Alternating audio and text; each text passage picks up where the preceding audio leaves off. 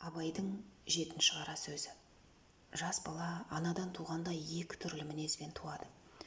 Біреуі ішсем, жесем, ұйықтасам деп тұрады. Бұлар тәннің құмары. Бұлар болмаса, тән жанға қонақ үй бола алмайды. Хам өзі де өспейді, қуат таппайды.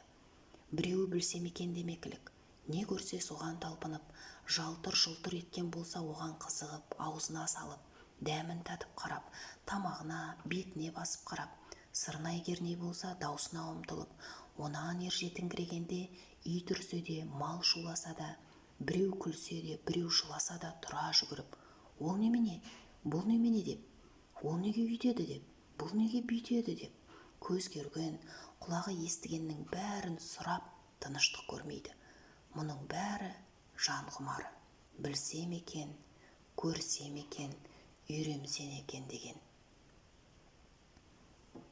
Дүниенің көрінген, хам көрінбеген сырын түгендеп, ең болмаса денелеп білмесе, адамдықпен орны болмайды. Оны білмеген соң, ол жан адам жаны болмай, хайуан жаны болады. Әзілде Құдай тағала хайуанның жанынан адамның жанын ірі жаратқан, сол әсерін көрсетіп жаратқаны.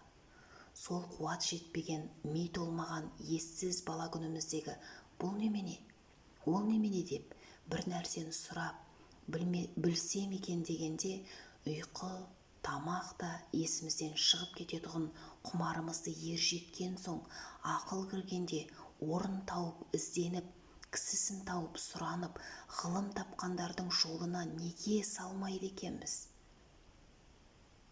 Сол өрістетіп, өрісімізді ұзартып, құмарланып, жиған қазынамызды көбейтсек керек. Бұл жанның тағамы еді. Тәннен жан артық еді. Тәнді жанға басырғызса керек еді. Жоқ, біз олай қылмадық. Ұзақтай шулап, қарғадай барқылдап, ауылдағы боқтықтан ұзамадық. Жан бізді жас күнімізде билеп жүр екен. Ержеткен соң, күшенген соң, оған билетпедік. Жанды тәнге басырғыздық. Еш нәрсеге көңілменен қарамадық. Көзбен де жақсы қарамадық. Көңіл айтып тұрса сенбедік. Көзбен көрген нәрсенің де сыртынан көргенге ақ тойдық. Сырың қалай болады деп көңілге салмадық. Оны білмеген кісінің несі кетіпті дейміз. Біреу кеткенін айтса да ұқпаймыз. Біреу ақыл айтса да, ой Тәңір-ай, кімнен кім артық дейсің, дейміз. Артығын білмейміз. Айтып тұрса ұқпаймыз. Көкіректе сәуле жоқ.